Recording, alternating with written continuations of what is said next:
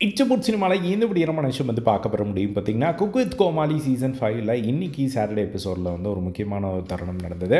அதில் வந்து பார்த்திங்கன்னா, திவ்யா துரைசாமி அவர்கள் வந்து பயங்கரமாக கண் கலங்கி ஒரு ரொம்ப எமோஷ்னலாக வந்து பேசினதை பார்க்க முடிஞ்சுது. என்ன விஷயம் அப்படின்னு பார்த்தீங்கன்னா, நேற்று அதாவது வெள்ளிக்கிழமை வந்து ஒரு படம் வந்து ரிலீஸ் ஆனது, வாழை அப்படிங்கிற ஒரு படம்.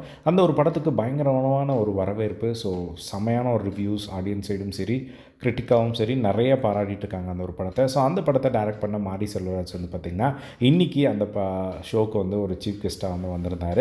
அவர் வந்து நிறைய விஷயங்கள் வந்து பேசிகிட்டு இருந்தார். இந்த வாழைப்படம் வந்து ஏன் ஸ்பெஷல் அப்படின்னு சொல்லிட்டு. ஸோ இந்த வாழைப்படம் தான் மாரி செல்வராஜ் அவருடைய கரியர்லேயே ஃபர்ஸ்ட்டு எடுக்கலாம்னு நினச்ச ஒரு படமாக அவர் வந்து அது எடுக்கலை. ஏன்னா வந்து அந்த டைமில் அவர் பண்ணியிருந்தார் அப்படின்னா இப்போ மாதிரி வந்து பெரிய லெவலில் பண்ணியிருக்க முடியுமான்னு தெரியல. ஸோ அதனால தான் வந்து நான் ஃபஸ்ட்டே எழுதின ஸ்கிரிப்ட்டு அதை வச்சுட்டு இருந்தேன். அது மட்டும் இல்லாமல் இந்த ஒரு படம் வந்து நான் மற்ற படங்கள் வந்து பார்த்திங்கன்னா, நான் பார்த்த விஷயங்களும் எனக்கு தெரிஞ்ச விஷயங்களையும் தான் நான் படம் எடுத்திருக்கேன். பட் இங்கே வந்து இந்த வாழை படம் வந்து என்னோடய வாழ்க்கை, இது ஆல்மோஸ்ட் என்னோடய பயோபிக்னே சொல்லலாம். நான் கடந்து வந்த ஒரு உண்மையான ஒரு விஷயத்தை வச்சு நான் வந்து இந்த ஒரு படத்தை வந்து எழுதியிருக்கேன் அப்படிங்கிற மாதிரி சொன்னாங்க.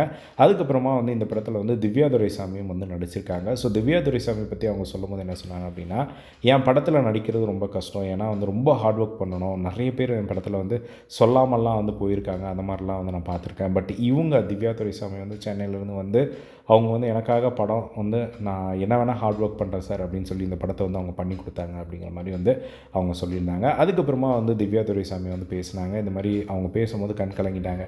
நான் நினச்சி கூட பார்த்ததில்ல. நான் வந்து இருக்கிற ஒரு ஷோவில் நானே ஒரு சீஃப் கெஸ்ட்டாக வந்து இந்த இடத்துல நிற்பேன் அப்படின்னு நான் நினச்சி கூட பார்க்கல. எனக்கு உண்மையிலே வந்து அவ்வளோ ஹாப்பியாக இருக்குது. இந்த ஒரு படத்துக்காக நாங்கள் அவ்வளோ உழைச்சிருக்கோம். ஸோ அப்படிங்கிற மாதிரி வந்து அந்த படத்தை பற்றி பேசும்போது வந்து அவங்க எமோஷனாக வந்து சொன்ன விஷயங்களை வந்து பார்க்க முடிஞ்சுது. ஸோ இந்த ஒரு செக்மெண்ட்டில் தான் வந்து அவங்க கண் கலங்கினாங்க.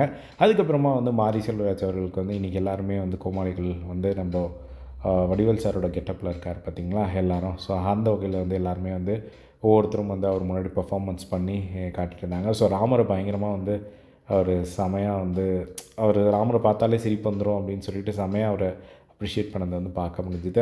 ராமரும் வந்து செம்ம ஃபன் பண்ணிட்டு பார்க்க முடிஞ்சுது. ஸோ இதான் வந்து நடந்தது. ஸோ ஃபர்தராக வந்து குக் வித் கோமாளி என்ன நடக்குது அப்படிங்கிற எல்லா அப்டேட்டும் தெரிஞ்சுக்க நம்மளோட சேனலை சப்ஸ்கிரைப் பண்ணி சப்போர்ட் பண்ணுங்கள். தேங்க்ஸ் ஃபார் வாட்சிங். பை.